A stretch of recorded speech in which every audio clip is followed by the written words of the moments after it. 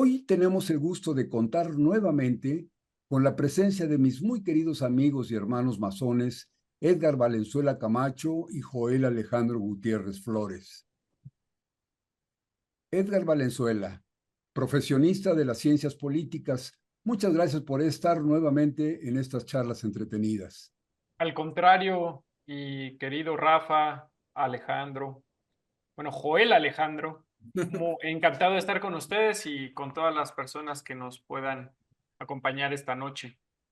Joel Gutiérrez Flores, Joel Alejandro Gutiérrez Flores, profesionista de la ciencia económica, experto en muchas cosas muy interesantes de la comunicación humana y además maestro masón con una muy grande experiencia que te reconozco con mucho afecto, con mucho interés. Bienvenido por estar otra vez aquí en Charlas Entretenidas. No, hombre, Rafa, maestro, el gusto es mío y a mí me encanta estar participando en este proyecto ya varios años y pues es una lucha constante, un tesón bastante amplio y felicidades por ello. Muchas gracias por estar acá, Edgar, un gusto compartirlos este espacio contigo. Fíjense, Al contrario, encantado. Edgar Alejandro, amigos internautas que nos acompañan hoy por vivo por Facebook, como todos los viernes, de unos programas atrás, las últimas emisiones, hemos estado pues con el tema del momento, la preocupación que tenemos desde que asumió el poder de la presidencia de Estados Unidos el señor Donald Trump. Y pues todo lo que ya venía platicando él en su campaña, todas las amenazas que había proferido, todas las líneas de pensamiento y de acción que amenazaba con llevar a cabo, pues finalmente se dio el hecho, llegó a la presidencia, el otro partido, el partido que gobernaba con Biden y con la señora Kamala Harris, pues no sé cómo lo lograron, pero de pronto desapareció, no sé si con dinero de Moscú, como, no sé cómo, pero finalmente desapareció prácticamente del entorno de la discusión política y avanzó avasalladoramente Donald Trump hasta llegar a la presidencia por segunda ocasión. Y a partir de entonces, pues México se ha sentido en el ojo del huracán, con una serie de amenazas, con una serie de acciones que el presidente Trump ha hecho como, si habláramos de ajedrez, Edgar y Joel, me parecería como que son jaques, ¿no? No jaque mate, pero sí ha estado comiendo algunas piezas que reducen toda la posibilidad de movimiento de nuestro gobierno. Entonces, esa es la situación, y no solo con México, sino que ustedes ven que el panorama de trumpismo en el mundo durante los próximos años, pues es muy amenazante en muchas partes del mundo. Y se nota como que, en mi opinión, así como que llega a decir, mundo, esténse quietos porque ya llegó el que andaba ausente. Y las guerras, yo decido cuándo se terminan y cuáles continúan y en qué sentido se va a dirimir la pelea. Yo digo quién ganó y quién perdió. Así como el bravucón de la cantina que llega a decir, decía esa canción, ya llegó el que andaba ausente. ¿Cómo la ven ustedes? ¿Quién me ayuda a desmenuzar todo este tema? Joel, ¿gustas empezar? Sí, A ver, muchas empezamos gracias. ya por mayoría de votos, mi Por querido mayoría Joel. de Te dejamos votos. a ti No, hablar. además es un gusto, claro. Es un tema, lo tratábamos las semanas pasadas cuando estábamos conversando, cómo es el posicionamiento de una extrema derecha muy radical, con una agenda muy ortodoxa y al mismo tiempo muy penetrante dentro de la política, de la geopolítica del mundo. Y esto, pues, atañe directamente finalmente a México y a sus decisiones. Y a mí me causa un poco de escozor esta nueva política de extrema derecha, ¿no? Donde vemos que esta derecha ha logrado tener posiciones después de que, salvo contadas excepciones, ha habido movimientos de izquierda o tendientes a la izquierda que no han podido cristalizar los momentos adecuados históricos de su participación política. Y en esta situación, al no haber podido cristalizar un gran movimiento, con honrosas excepciones como en México, llega una derecha doblemente salvaje, ¿no? Doblemente agresiva y con un discurso muy altisonante. Y para mí yo creo que sigue formando parte de crear una estética alrededor de esta nueva, si no es nueva, una constante discurso político muy agresivo, ¿no? De querer establecer un dominio semicolonialista, semi-doctrina Monroe, semi-expansionista en este sentido, ¿no? Tanto en territorio como en ideología. Entonces, a mí me parece que esta agenda es, pues, de análisis. Hay que analizarla y hay que estudiarla y especificarla muy bien antes de establecer un comentario, pues, más puntual, ¿no? Pues sí, yo coincido. Edgar, tú tienes una gran experiencia como politólogo, profesional de la ciencia política, pero de la política, lo que yo diría como la política con mayúscula, Edgar, porque hay la politiquita esa de, digamos, de lo que le llaman politiquería, la barbería, de traer 20 choferes y 40 locatarios de los mercados y con eso me acomodo y le llaman ahora bajar el recurso y demás. Pero no, estamos hablando de la ciencia política en el más amplio de los sentidos. Para nuestra charla de hoy, Edgar y Joel, presentamos una cortinilla que no sé si la recuerdan ustedes. Si me permiten, la voy a presentar unos segundos para platicar sobre ella. Mira, es esta la cortinilla y, bueno, esta charlas entretenidas, está nuestro nombre, pero viene una frase: ¿volverá la ultraderecha al poder en México? Es una pregunta y se ilustró con unas fotografías que está del lado derecho para nosotros. Está el presidente López Obrador, la presidenta Claudia Sheinbaum, y a la derecha de ellos, o sea, volteando a su respectiva izquierda, el rostro de Donald Trump y el rostro de Milei, el presidente de Argentina, con sus posiciones características, esa agresividad, esa violencia, volteando a ver pues, a nuestros personajes mexicanos, que me parece que la expresión que ellos tienen en la cortinilla, pues es de tranquilidad, de poder, de como dos estadistas, y los otros como unos bravucones peleoneros. ¿Qué te sugiere, Edgar? ¿Te parecería que nuestra cortinilla ilustra bien nuestro tema de hoy? Sí, y me parece muy importante la discusión. Ya lo mencionaba previamente Joel, que tenemos que analizar bien el panorama para saber cómo actuar. Y tenemos que entender que hay una crisis, una gran crisis en todo el mundo, y están cambiando los fundamentos justamente del planeta. Todo lo que veníamos, todo lo que conocíamos, las reglas que se establecieron desde el final de la Segunda Guerra Mundial, ya no existen, ya son otras completamente.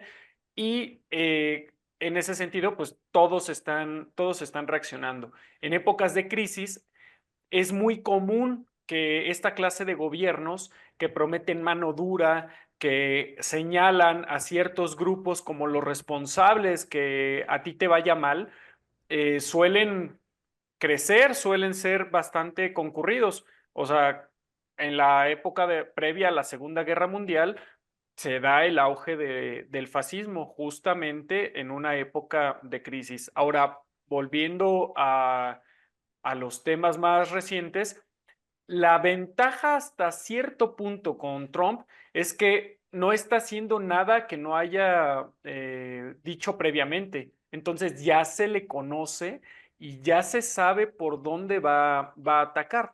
Hasta cierto punto podríamos decir que tenemos esa ligera ventaja a la hora de conocerlo, porque además ya estuvo 4 años en la Casa Blanca y nada de lo que está haciendo pues, nos debe parecer muy desconcertante. Ya había dicho que lo iba a hacer y en ese sentido, pues la presidencia de la República en México ha sido bastante cauta. Me parece que tenían bien estudiado a Trump y los pasos que han dado han sido en firme, sin precipitarse, midiendo bien los tiempos.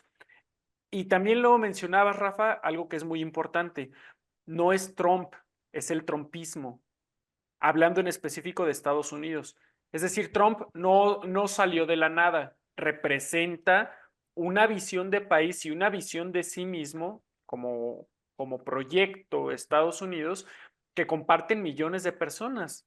Y no es tampoco alguien que esté loco. No, es una persona realmente muy inteligente que está actuando acorde a una serie de principios, de valores, de conceptos que a nosotros nos pueden parecer chocantes, pero eso no significa que no tengan racionalidad política, económica y social. Claro, creo, a ver si están de acuerdo ustedes. Creo que lo que acaba de decir Edgar, pues sí, digamos que sería la justificación de las actitudes de Trump o de las políticas que propone llevar a cabo Trump. La deportación masiva de indocumentados o de personas que viven sin documentos suficientes, la aplicación de impuestos de los famosos aranceles para impedir la entrada libre de mercancías y, según él, para incrementar el interés de los inversionistas por regresar sus fábricas al país. Quizá aquí pues la ciencia económica, ahí mis respetos para Joel, sabe mucho de economía, la ciencia política, mis respetos para Edgar, sabes mucho de ciencia política, pero yo observo las cosas, digamos, como un ciudadano sin ninguna preparación específica en este sentido, pero digamos con un análisis de lo que hemos vivido durante los últimos años en nuestro país y un análisis histórico de lo que ha venido ocurriendo tanto en México como en el resto del mundo. A mí me gustaría, a ver, y amigos internautas, ¿ustedes qué opinan? A mí me gustaría plantear la posibilidad de que nos dejemos de un ratito ese sentimiento patriótico muy amable, muy mexicano, de decir como México no hay dos. Es decir, México lindo y querido, y no importa lo que pase en el mundo, nosotros los mexicanos vamos a salir adelante y vamos a lograr sortear todos los problemas y al fin que pues, un soldado en cada hijo te dio y yo me puedo ir a romper el alma para impedir la invasión de nuestra patria y no sé qué, pero la realidad no es así. La realidad es que mi pregunta y lo que nos proponía nuestra cortinilla es una duda muy importante. Estamos ahorita en un proceso que empezó en 2018 físicamente, materialmente, con el presidente López Obrador, pero que ya era una trayectoria que él venía anunciando desde hacía muchos años, quizá desde que era muy joven. Entonces él pues protagonizó una lucha en lo personal, pero también motivada por muchos pensadores que en aquella época estuvieron en la cárcel y que lucharon con los estudiantes y en fin, toda una historia que finalmente cristalizó el 2018. Y a partir de entonces, digamos que se entronizó la nueva teoría, lo que el presidente López Obrador llamó humanismo mexicano, y fueron 6 años que nos han dado gloria, que sentimos que las cosas se han mejorado, que no está perfecto todavía, porque pues esto es un proceso larguísimo. El deterioro que teníamos no permite que en 6 años se corrija, pero vamos por buen camino, los números generales van bien, la situación de la población más pobre ha mejorado, los bancos han ganado dinero como nunca, las empresas no han quebrado, a pesar de la pandemia y todo eso, pues vamos por buen camino, bien. Y luego, afortunadamente, pues los ojos se pusieron de las famosas corcholatas que andaban en la brega, pues se impuso la que me parece finalmente representaba mejor el deseo de continuidad.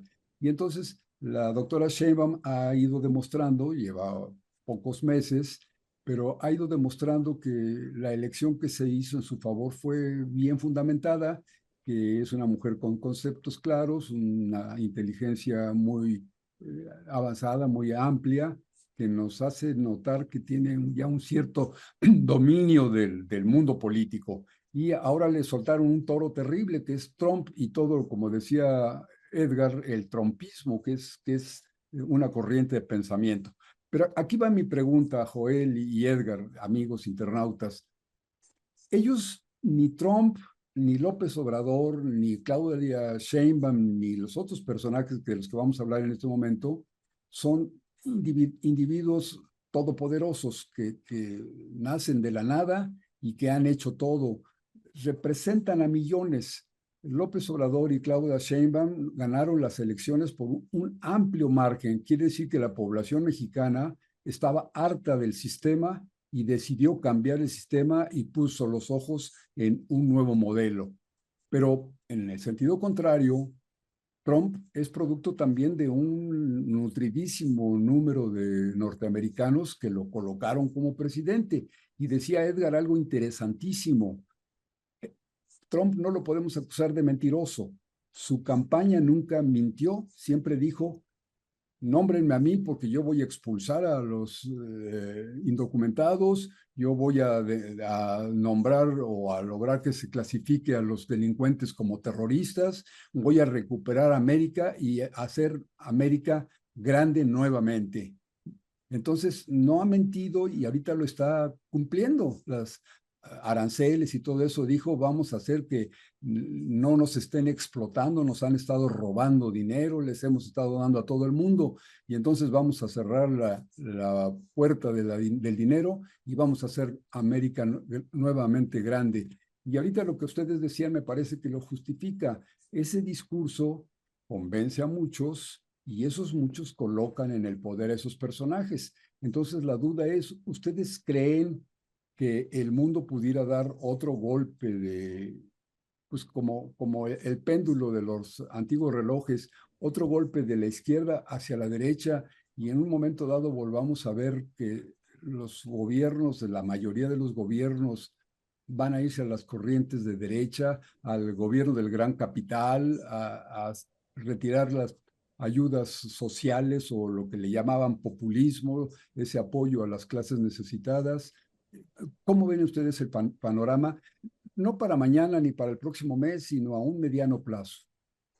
Les tengo una mala noticia. Ándale. El tema de la migración no es exclusivo de Estados Unidos. O sea, si realmente nos ponemos a ver qué pasa en otras partes del mundo, problemas o señalamientos contra migrantes hay incluso en países que uno consideraría con una conciencia política muy elevada, como el caso de los nórdicos, ¿no? Ya hay muchos señalamientos en gran parte de los países europeos contra la migración, contra las olas migrantes.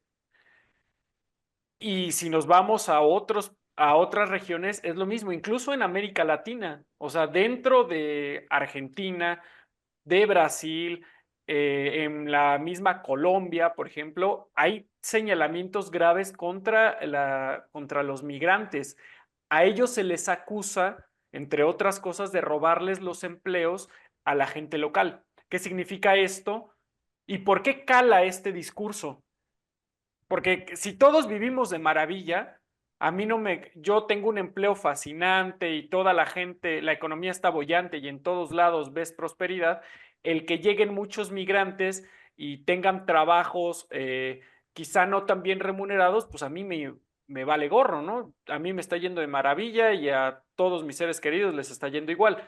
Pero ¿qué pasa? ¿Qué implica el que de repente la gente le empieza a generar ruido los señalamientos contra los inmigrantes?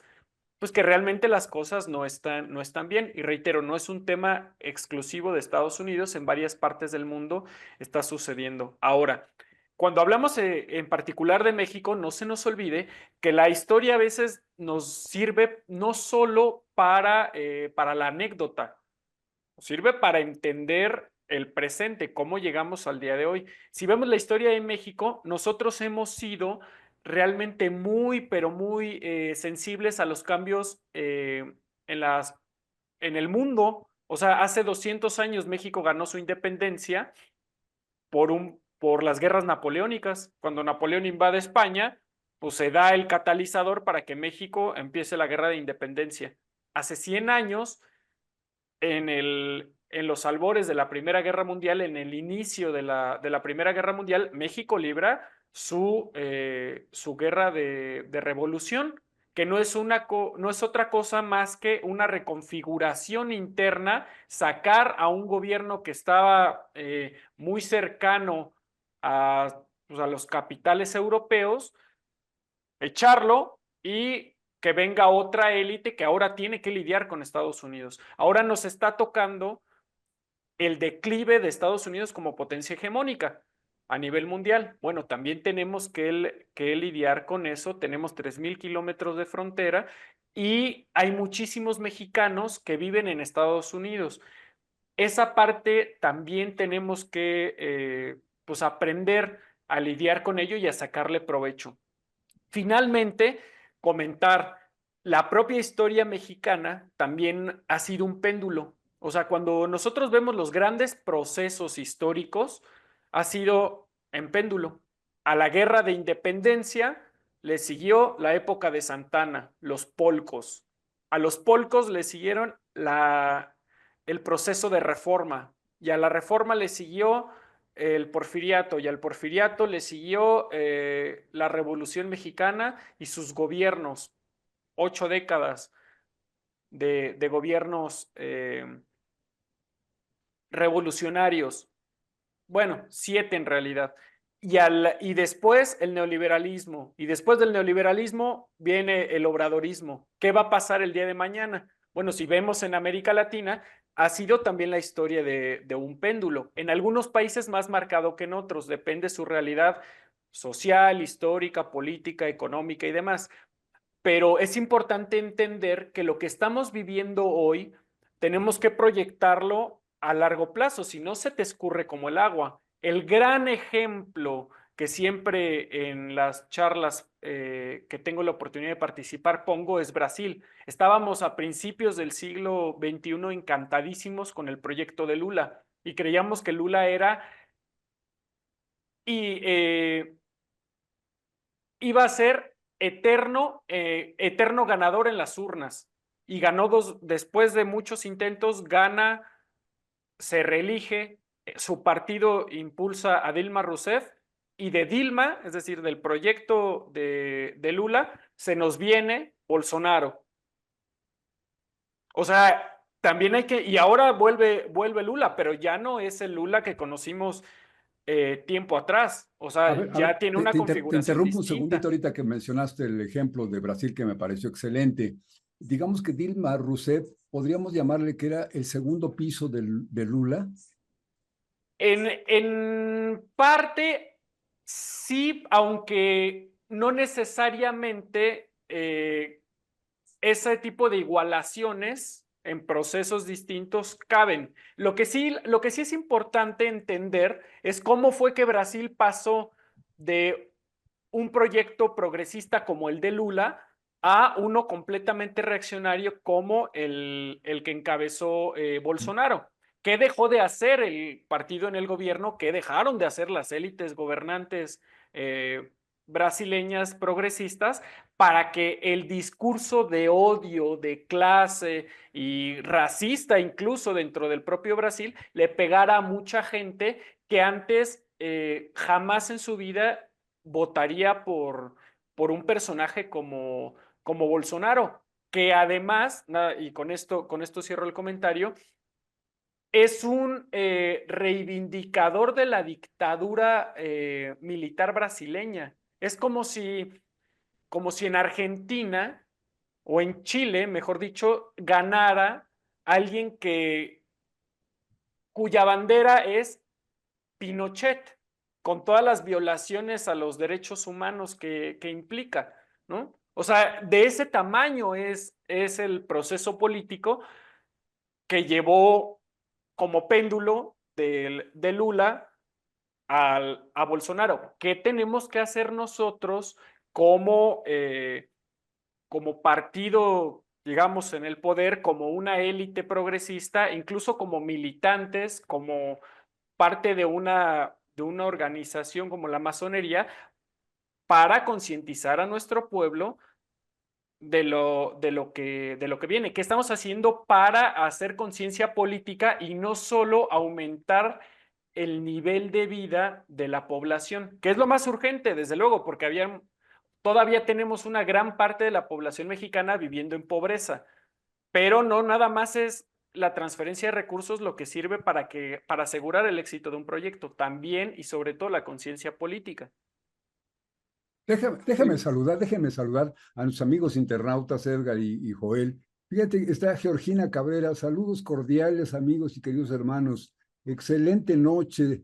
Tema de gran importancia, la política internacional. Gracias por compartir. Gina, preciosa, te mando un beso con mucho cariño. Y fíjate que ahora, esta vez ganaste tú el primer lugar en nuestro público, que eso no siempre ocurre, ¿eh? De repente llega tarde, pero ahora está muy bien. Saludos cordiales, muy bien. ¿Quién más está con nosotros? Creo que ya me perdí, pero está Peter Cris. Queridos hermanos, triple abrazo fraternal, libertad, igualdad y fraternidad. Cris, muchas gracias. Sí, son los lemas, esos lemas fue impuesto por los masones, pero desde la Revolución Francesa, desde aquella época, y después pues ha ido tomando carta de naturaleza. Daniel Rosales, sí, con todo respeto para el señor Rafael, no existen las corrientes políticas en México, ni izquierda ni derecha, solo existen intereses de diversos personajes que se terminan beneficiando entre sí. ¿Cómo explicar que el PRD y el PRI existen en una coalición? Esta es una afirmación muy interesante, Daniel Rosales. Dice que no existen las corrientes políticas en México.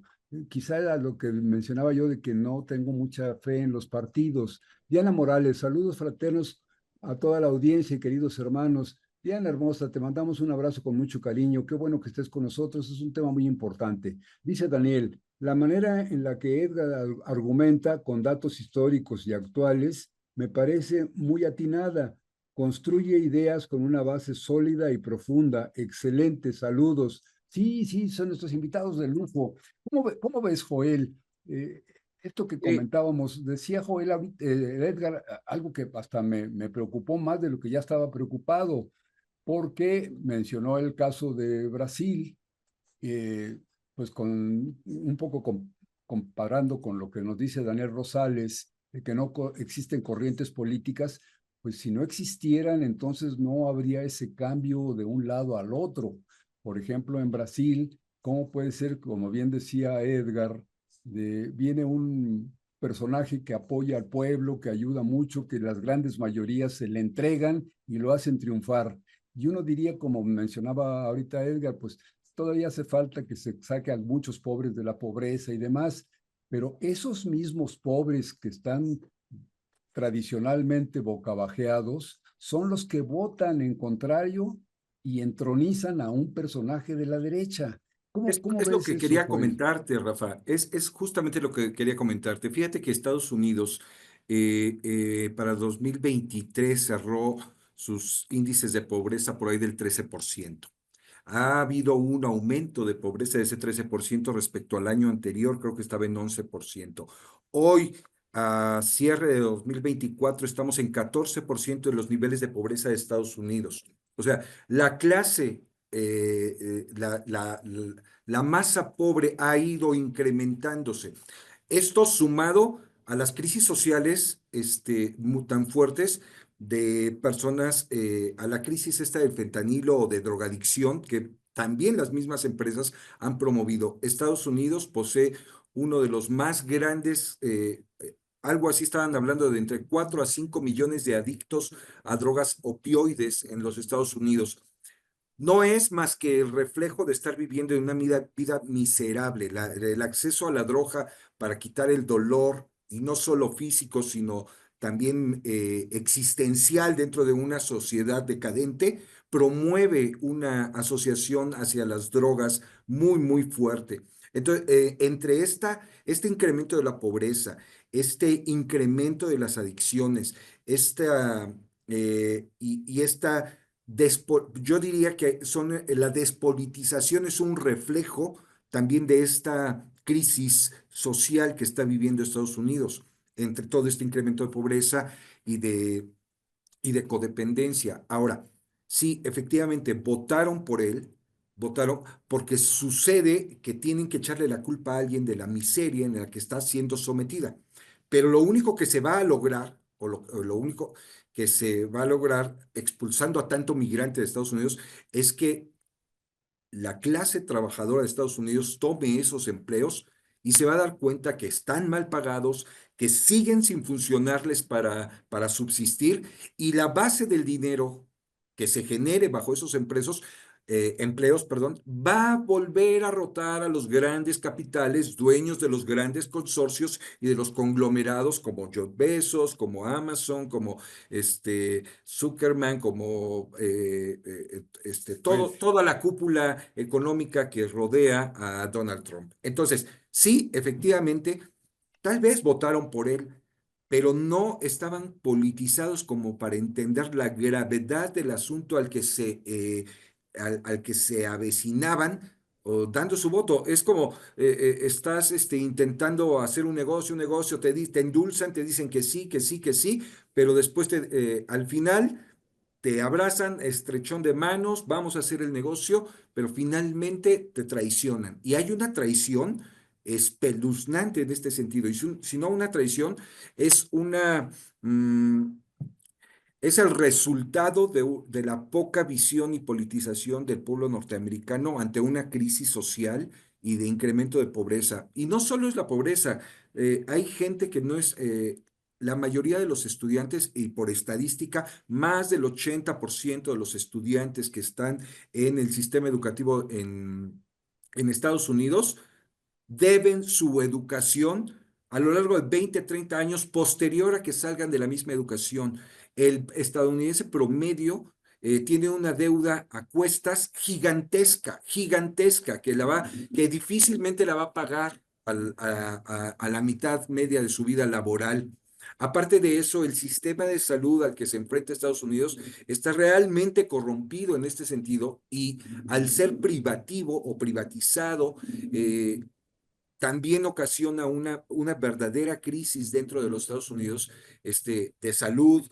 Y esto me refiero a que solo se atiende al 10% de la población que es adicta a drogas opioides. O sea, lejos, lejos de ser una solución, ¿no? Ante toda esta situación, yo creo, ok, votamos por alguien que nos promete una solución a recuperar empleos y a fortalecer a México. Pero ¿cuál es el costo? Yo creo que difícilmente lo vieron los votantes. El tema, perdón por la interrupción, Rafa, Joel, el tema es que no había alternativa. O sea, la alternativa es Kamala Harris, o fue, mejor dicho, Kamala Harris, y tampoco es un cambio en el proyecto, o sea, a lo que venían siendo, a la manera en la que enfrentan la crisis. O sea, si tú te pones a ver lo que ha sido el gobierno, o lo que fue, mejor dicho, el gobierno de Biden, pues en muchos aspectos fue un desastre completo. Seguro,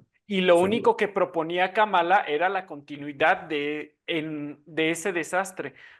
Además, frente a un presidente débil completamente, no me refiero a una debilidad estructural, es decir, no me refiero a que el Estado norteamericano sea débil, sino a la persona que está al frente del Estado estadounidense completamente débil. O sea, frente a un mundo que se cae a pedazos, frente a un modo de vida que se les esfuma para la gran mayoría de la población estadounidense, tener al frente a una persona que desvaría, que no puede siquiera pronunciar un discurso de manera articulada, pues Se es tropieza con las una... escaleras, con Sí, o cualquiera. sea, es una cuestión que va directamente a la psique, ¿no? A la psique social. A eso es a lo que le habla Trump. O sea, cuando tú enfrentas a un personaje como Trump, que es un imán de la oratoria, quizá no como nosotros la conocemos, pero Trump le habla al ciudadano de a pie, a muchas personas que no tienen empleo, que no tienen acceso a servicios básicos. O sea, por Pero no lo van supuesto a que este tener, Edgar. tipo, Por no lo van supuesto, a no, no, tener no, no, no, es que y no lo van a yo no lograr. estoy hablando de que los vaya a solucionar, yo estoy hablando que les habla a ellos, les endulza el oído y les parece mucho más atractivo a alguien que les habla directamente de sus problemas, de lo que viven día a día, a otra persona que simplemente lo niega. Ahora, Por eso hablo de la poca politización es que de esta masa es que pobre nunca ha que ha sido estado arrastrándose. en realidad nunca ha sido un pueblo politizado. O sea, si No, nosotros nos vamos a la historia propia de los Estados Unidos, podemos ver que nunca ha sido en realidad un pueblo politizado. Incluso tú mencionabas un dato muy interesante en el tema educativo. Sus universidades de élite sí son las mejores del mundo y tienen una cantidad de premios Nobel y demás que no tiene ninguna otra comparación o difícilmente tienen comparación el resto del mundo. Pero ¿cuántas personas pueden acceder a ese nivel de educación? A ver, Porque Edgar, no, porque Edgar, pero casi espérame, todos los porque servicios son privados. permíteme, Edgar, porque claro. nos estamos yendo en otro sentido. Mira, la discusión es esta. Para los pelos de punta, el hecho de que estemos absolutamente inermes como ciudadanos del mundo, somos 8.000 millones de ciudadanos del mundo, que estamos inermes esperando a ver que la divinidad nos mande un personaje que nos salve. Es decir, decían ustedes hace un momentito, es que no había entre quién elegir. Bueno, no deben surgir de la ciudadanía los personajes que salven como dice López Obrador, el pueblo debe salvar al pueblo. Es decir, si me mandan un candidato como fulanito o como fulanita, que son de lo peor que puedo pensar, pues hagamos la sociedad civil, saquemos de nuestros grupos, de nuestras filas, gentes pensantes que nos puedan resolver la situación. Y decía Edgar hace un momentito, me parece muy interesante, si el pueblo norteamericano, como apoyando la idea de Joel, no está politizado, pero en ese sentido lo mismo pasa con el pueblo de España, con el pueblo de Argentina, con el pueblo de Brasil, con el pueblo de México. No estamos politizados, esperando a que la divinidad nos mande un tlatoani amable, un Cada, tlatoani que nos resuelva el problema. Y decías ahorita un punto importantísimo, Edgar, decías las universidades norteamericanas son las mejores del mundo. Yo te diría que si eso fuera cierto, los personajes que están gobernando económicamente al mundo vienen de esas universidades. Y si hay un punto en donde se puede ver la crisis es en las situaciones económicas. Entonces, ¿cómo bueno, podríamos pero es que a la decir, mayoría le va muy mal, pero cómo ellos no po gobiernan para la mayoría. por El eso? gabinete de Trump es plutócrata, o sea, están los más Sí, ricos y a ellos les bueno, va de maravilla con este por modelo. eso, pero esa es la teoría. Si yo diría, ¿cómo puedo decir que la universidad fulana es magnífica? Porque hace muchos médicos, pero se le mueren todos, o se le muere la mayoría y solamente salva a los ricos. Entonces, esa universidad no es la mejor universidad que pudiéramos esperar. Hablo de los 8.000 millones. ¿Cuántos de esos 8.000 millones somos parte de esa plutocracia? Entonces, si esa plutocracia es el 1% de la población mundial y los economistas y los políticos y todos están trabajando para ese 1% y el resto de la población empuja pues, como animales de carga, empujan el carro sin ver qué hay arriba, pues entonces a mí me parece que no tenemos remedio. Aquí mismo en México, y digo, regresando al comentario que nos hacía nuestro amigo, decía, no hay corrientes políticas. Pues sí las hay. Y vimos, por ejemplo, aquí en nuestra ciudad, en la Ciudad de México, estando inmersos en un gobierno muy popular, muy amado por las grandes mayorías, llenábamos el Zócalo cada vez que el presidente López Obrador nos citaba, y sin embargo, en las elecciones intermedias se perdió la ciudad. Entonces, quiere decir que la televisión y las redes sociales y todo eso tienen una influencia tan decisiva que mueven a las grandes mayorías en el sentido que quieren. Y mi preocupación, justamente esa es la razón de la plática de hoy, es, ¿ustedes creen que en un futuro mediano, no sé si hasta el 2030 o antes o después, volviera el grupo de los Salinas Pliego y de los Salinas de Gortari y de todos esos volver a entronizarse en el poder de México? Yo lo dudo. Yo todavía no veo que este proceso vaya a finalizar tan abruptamente como sucedió en otros lugares. Eh, yo considero que la plataforma que se está utilizando sí está promoviendo un cambio fundamental en los modelos económicos en México. no tan fundamental como yo quisiera, ¿verdad? Pero sí hay una forma de trabajo diferente, eh, de gasto diferente, de organización de las superestructuras económicas diferente. Eh, en este sentido, este cambio se está siendo muy palpable. O sea, no es para menos cuando Estados Unidos incrementa casi 2% anualmente sus índices de pobreza en los últimos 4 o 5 años. México en el sexenio en los últimos 4 años logró sacar hasta 5 y se habla de 6 millones de personas de la pobreza en este país, lo que significa es un cambio radical en los niveles de vida de mucha masa trabajadora en México, de mucha gente que en su momento tal modelo empobreció dramáticamente a la población, ¿no? Entonces yo creo que este aliciente que de continuar así y parte del plan B que se quería enfrentar contra los aranceles es la nueva, o bueno, la forma de generar un mercado interno productivo hacia el interior que permita, de alguna manera, si no un modelo de sustitución de importaciones, sí un modelo de eslabonaje de cadenas de distribución y de economía y de cadenas de suministro que puedan coordinarse mejor ante un mundo que sigue siendo globalizado, ¿no? Tenemos a las mayores empresas del mundo. Desde el momento que ya hay aranceles, perdón, Joel, ya no puedes hablar de un mundo globalizado. Desde el momento en el que se crean estos grandes bloques comerciales, ya no puedes hablar de un mundo globalizado. No, por Lo que eso es, mismo se tiene, precisamente es que se está volteando a un mercado interno. Ante esta presión arancelaria, se voltea hacia un mercado interno, ¿no?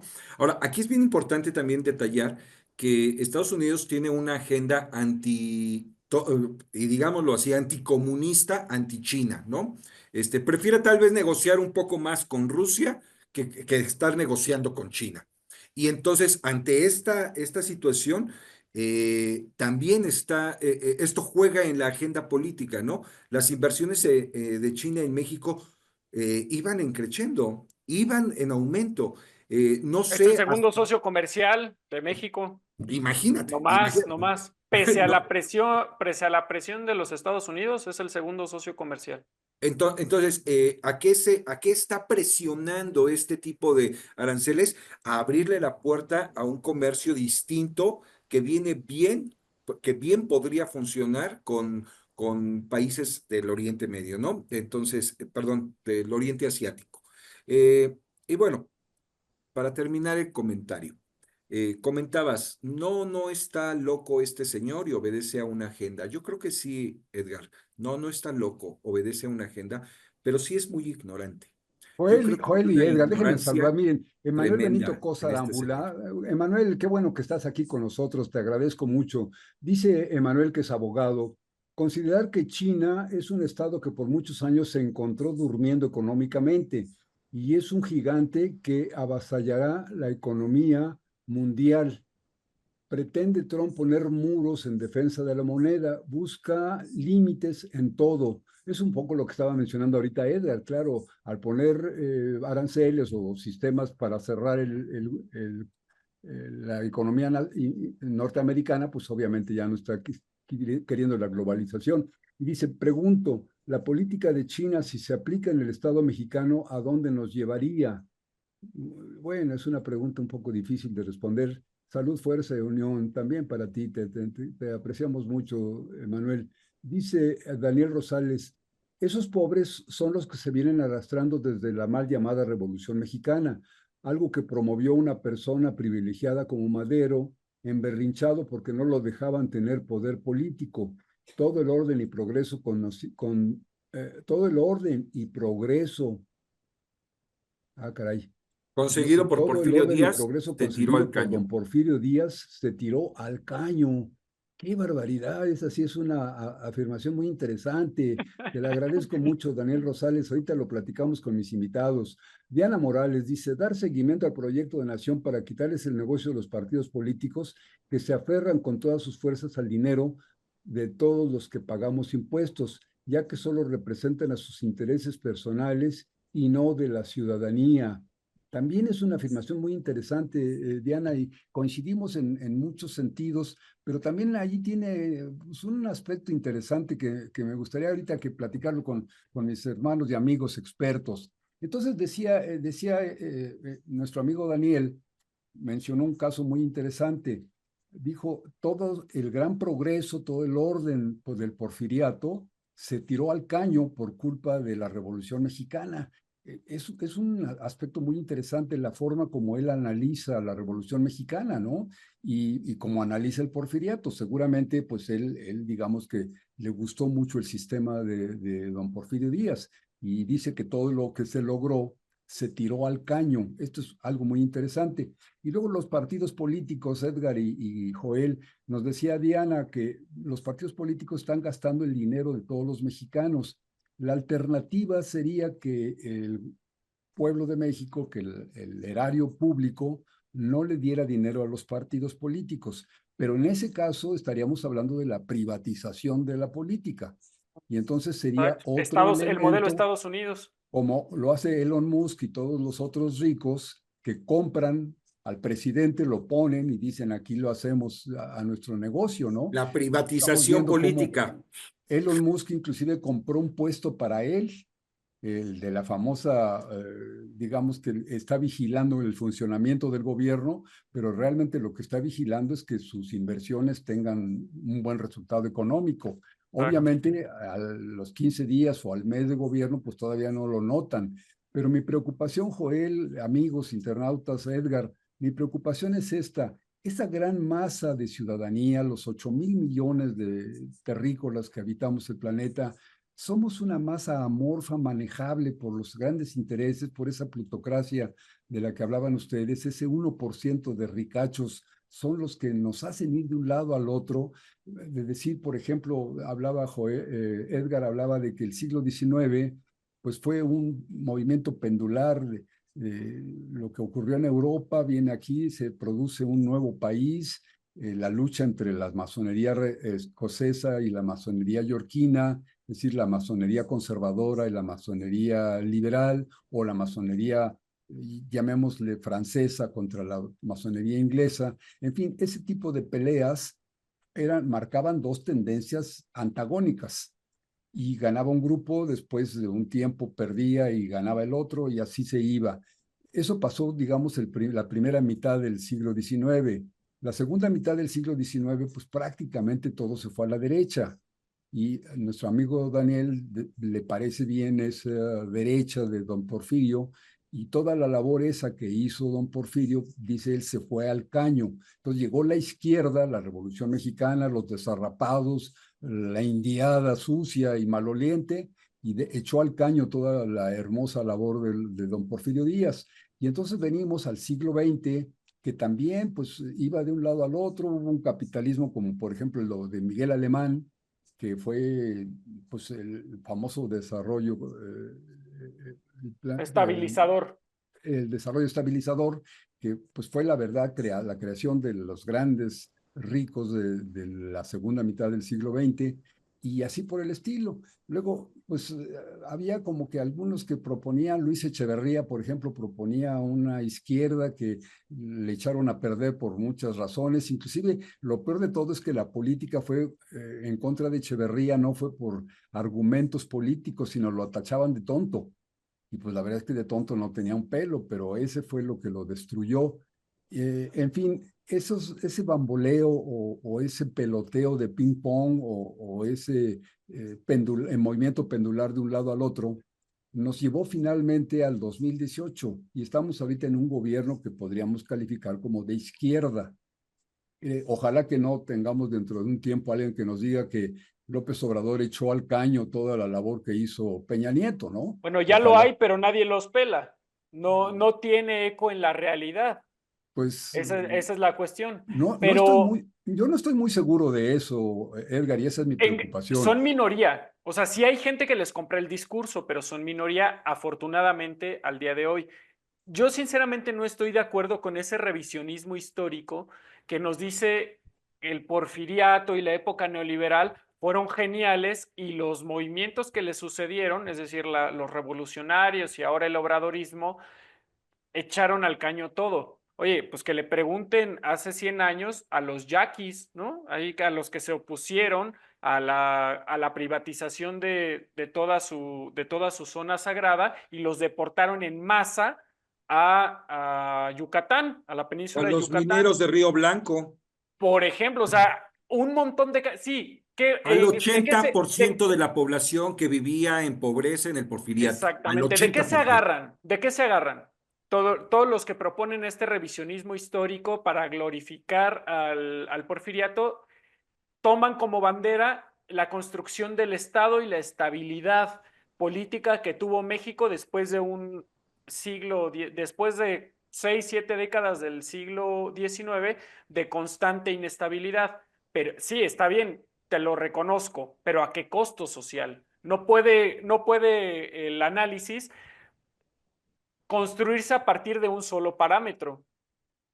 De igual manera, en el neoliberalismo nos hablan de los grandes avances económicos y los fundamentos de la macroeconomía, pero con tanta población en pobreza, ¿de qué me estás hablando? ¿No? O sea, Ganábamos el realmente premio Nobel. el revisionismo histórico carece de profundidad analítica. O sea, cuando tú te vas a meter a analizar un tema, toma todas las aristas posibles, no nomás la que te conviene. No me voy a meter ya más en el tema, me parece sinceramente que no, pues no da mucho para ello. Más bien me voy a regresar un poquito a un tema que mencionaba mi querido Joel hace unos momentos. Para entender a Trump, tienes que entender a los Estados Unidos, la historia de los Estados Unidos, la sociedad estadounidense y también el momento en el que vives. Y así con cada uno de los países, porque López Obrador no surge de la nada, Trump tampoco surge de la nada.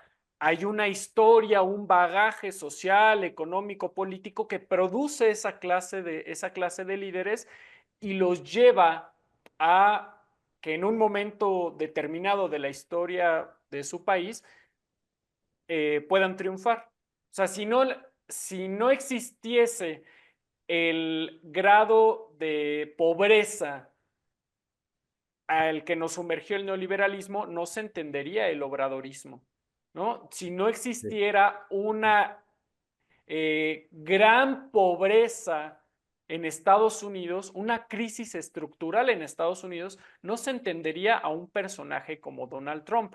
Ahora, les tengo una mala noticia en general a todos los que nos escuchan y pues desde luego Rafa, Joel, las guerras arancelarias suelen preceder a las guerras armadas. Así lo marca la historia. No es algo que yo desee. Si nos echamos a ver en otros procesos históricos, así ha sido.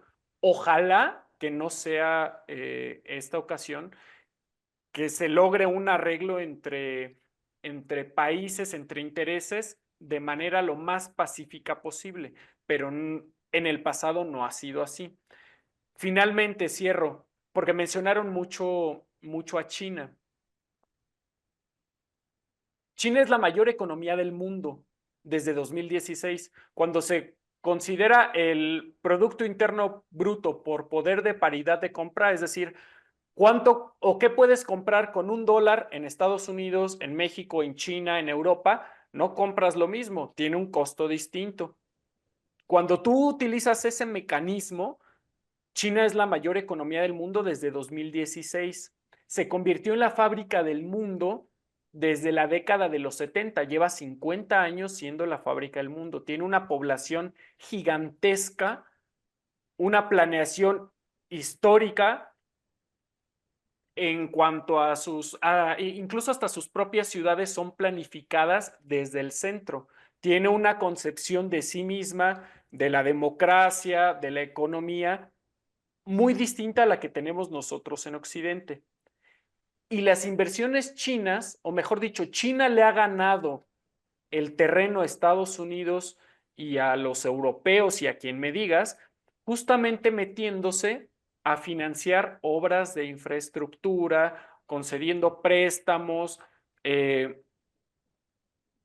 comerciando con los países, al grado que es el primer socio comercial de África. África es la reserva de materias primas histórica de Europa.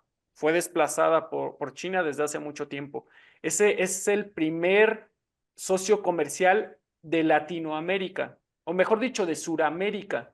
En México, pese al Tratado de Libre Comercio de América del Norte, que ya cumplió 3 décadas, China es el segundo socio comercial de México. ¿Cómo le ha hecho? Bueno, acuérdense que tampoco la han tenido fácil los chinos en México. Les cancelaron el tren chino a Querétaro.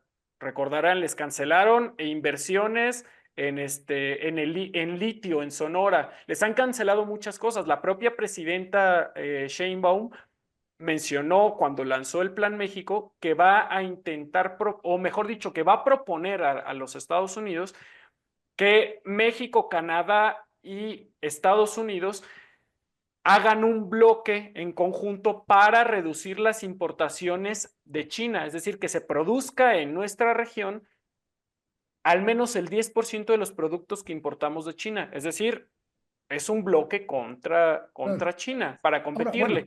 Ahora, Y a pesar de eso, los chinos se siguen claro. metiendo. Hay que estudiar qué están haciendo allá, cuál es el modelo de desarrollo, y entender antes que eso cómo está proyectando Estados Unidos su propia visión del mundo para que nosotros nos vayamos acomodando, porque el poder, pues es vertical, sí, pero también es cambiante, no es algo que así como es hoy va a ser toda la vida.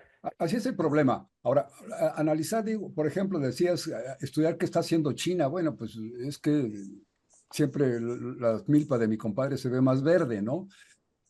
Estuvo con nosotros hace algunas semanas Eduardo Bustos, nuestro hermano y amigo Lalo Bustos, y él hablaba de un tema que es muy interesante, la ruta de la seda. La ruta de la seda fue justo lo que decía ahorita Edgar. Durante un tiempo China fue un gran exportador, marcó una ruta que atravesaba pues, toda Europa, digamos por las costas del Mediterráneo y llegaba hasta América, la nao de la China que llegaba por Acapulco. Entonces fue un exportador extraordinariamente brillante durante muchos años. Y esa ruta de la seda pues decayó. Y ahora como que estamos viendo el nacimiento de una nueva ruta de la seda, ya no es de la seda, sino de la electrónica, pero que va por allí. Sin embargo, Edgar, Joel, amigos internautas, mi pregunta sigue y me gustaría mucho que no se nos vaya el tiempo en esto. Esto es lo que ha sucedido, pero la pregunta fundamental es, a lo mejor un presidente o un gobernante de un país decide hacer lo que le conviene para sus ideas. Por ejemplo, si Trump representa a esa plutocracia, esos súper ricos, pues va a hacer lo que a ese grupo le convenga, porque para eso lo pusieron. Si realmente una gran mayoría se siente beneficiada, pues esa gran mayoría votará por un modelo que le convenga. Pero vemos que no funciona exactamente así, sino que estamos inmersos en el poder de la comunicación, en el poder de las televisoras, de las redes sociales con los robots. En fin, la gran masa de población de todo el mundo es una masa amorfa que se mueve al gusto de los intereses. Entonces, la preocupación es esa. Vuelvo con la pregunta. ¿Ustedes opinan que estamos vacunados en el mundo contra la derecha? Porque ahorita hemos estado hablando de Estados Unidos nada más así como que es lo único que nos interesa, o México, o algunos países de Sudamérica. Pero si volteamos los ojos a Europa, vemos que España votó por la ultraderecha estando súper pobres y les ha ido de la cachetada con el precio de las gasolinas y el precio de la electricidad y todo, y sin embargo, además de conservar una monarquía de juguete, todavía le solapan todas las cochinadas económicas que hace su rey y todavía votan por la ultraderecha. Y lo mismo podíamos hablar de los Países Bajos y de Italia. Entonces, hablaban ustedes de la migración, son miles los migrantes que fallecen todos los días en el mar Mediterráneo porque los europeos los dejan ahogar o quizás hasta les voltean las lanchas. Entonces, este tipo de situaciones a mí me preocupa. Más o menos para irnos acercando al final de nuestras charlas entretenidas de hoy, Joel, Edgar, ¿qué futuro ven ustedes? ¿La ultraderecha está en la lona o está tomando vuelo y corremos muchos riesgos si la población civil, si las fuerzas intelectuales, si la masonería y otros grupos no van tomando cartas en el asunto y tratando de controlar, de apoyar los movimientos progresistas del gobierno, si no tratan de organizar grupos de conciencia entre la ciudadanía? De ir apoyando realmente intelectualmente en un sentido que pues ojalá fuera el sentido progresista y liberal. ¿Ustedes cómo lo ven? ¿Cómo lo ves, Joel? Mira, sí, Rafa, como lo comentaba en un principio, yo considero que no estamos en momento, por lo menos en México, de cambiar drásticamente a un modelo de derecha o de extrema derecha en estos momentos. Yo creo que va a tardar un poco. Uno, por el impacto social que ha venido trayendo esta política, que yo no llamaría totalmente de izquierda, sino que ha utilizado un modelo muy centrista o muy centralista, que ha utilizado modelos macroeconómicos, microeconómicos, habla de elasticidades de demanda, etcétera, pero ha sabido aplicarlos de otra manera. Ahora, yo considero que finalmente la derecha nunca va a estar derrotada, porque la derecha siempre como que se cuelga o apela a mecanismos morales, a mecanismos, a estructuras que se supone fundamentan nuestra ideología básica. Y cuando esta ideología básica, la gran familia mexicana, como en un momento se comentaba, ¿no? Eh,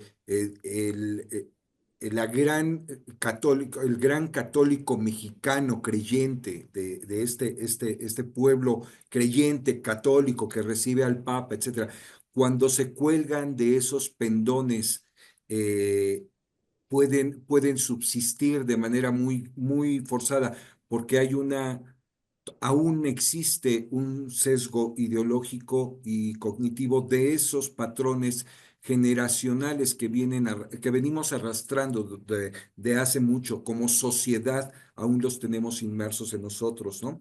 No estamos pensando ahorita en ser una economía planificada con tendencias marxistas, como lo es China, ¿no? Sus primeros 20 artículos de la Constitución son el fundamento más básico del marxismo que existe. Y su economía es planificada. A nadie le dejan tener más de miles de millones de dólares.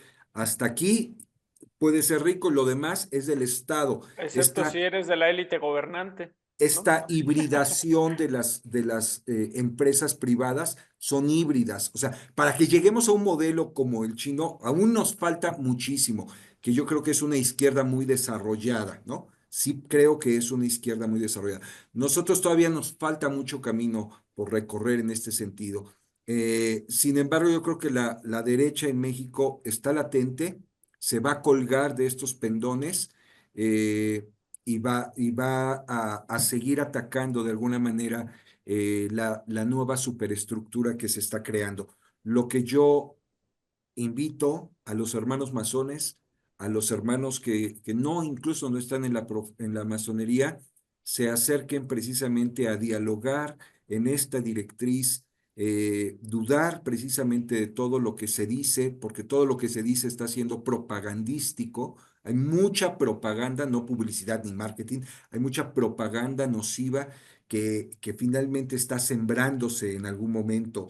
Entonces, yo creo que las logias masónicas, los talleres masónicos, los capítulos masónicos deben insistentemente estar discutiendo estos temas en sus logias, porque si alguien reactivó el sistema de democracia en este país, fueron precisamente los masones, en cualquier sentido, democracia a la derecha o a la izquierda. Si alguien promovió una verdadera república en este país, fueron los masones liberales. Si alguien promovió en el siglo XIX la estabilización del país, fueron los masones. Si alguien tiene hoy en día la oportunidad de continuar con un proyecto de desarrollo son las logias masónicas progresistas que se junten en sus talleres a trabajar en este sentido, ¿no? Es cuanto. Gracias, gracias, Joel. Edgar, ¿qué nos recomendarías así con tu experiencia y con tu profesionalismo? ¿Qué nos recomendarías a nosotros los ciudadanos, a los ciudadanos de todos los días, los que subimos al metro y viajamos y compramos y hacemos fiestas y trabajamos todos los días? ¿Qué nos recomendarías para blindarnos contra un cambio de regresivo, contra un cambio de la ultraderechización de nuestro gobierno? ¿Cómo apoyar los movimientos progresistas? ¿Qué nos recomendarías a la sociedad, a la gente de a pie como yo? Primero, comentarle a las personas que nos están viendo, a nuestra audiencia, qué define ser de izquierda y ser de derecha, ¿no? ¿Qué piensas tú que es lo más importante, la comunidad o el individuo? La izquierda va por la comunidad, lucha porque los valores comunitarios sean primero, y la derecha, el individuo. Yo sí comentaría, no hay derrotas eternas ni victorias que duren para siempre. Todo está en constante cambio y no podemos dormirnos en nuestros laureles. Sin embargo, si nosotros volteamos a ver al resto del continente, México realmente es una isla al día de hoy.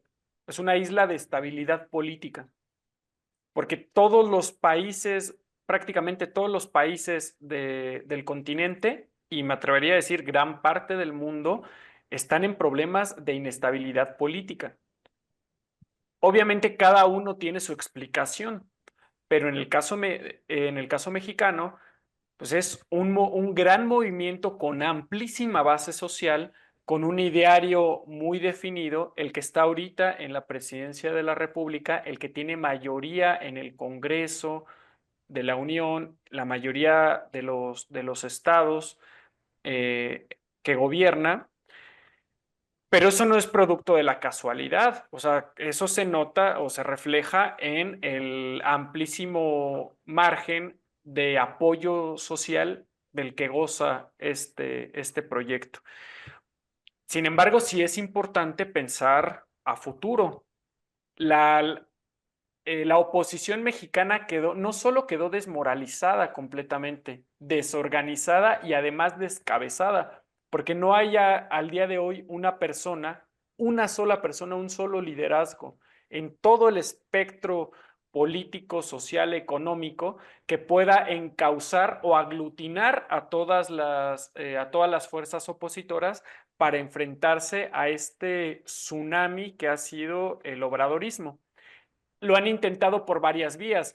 Intentaron revivir el foxismo a través de Xóchitl Gálvez. Ahora están intentando crear un personaje tipo Milei con el dueño de TV Azteca, con Ricardo Salinas Pliego, pero realmente no le atinan porque no tienen un proyecto bien establecido, y además el discurso que manejan no se ve reflejado en el día a día de la gran mayoría de la población. Obviamente hay sectores a los cuales el racismo, el clasismo y todas estas banderas que maneja la oposición mexicana le hacen eco. A ellos no les habla, a ellos justamente los ha olvidado Morena un poco. El gobierno, los gobiernos obradoristas no les han hablado, a pesar que muchas de las acciones de gobierno los han beneficiado. Me refiero, por ejemplo, a la llamada clase media de la Ciudad de México, que votó, como bien lo mencionaba Rafa, desde el inicio de la charla, por la opción opositora en 2021. Finalmente, comentar qué puede hacer el partido en el gobierno mismo, nosotros como ciudadanos.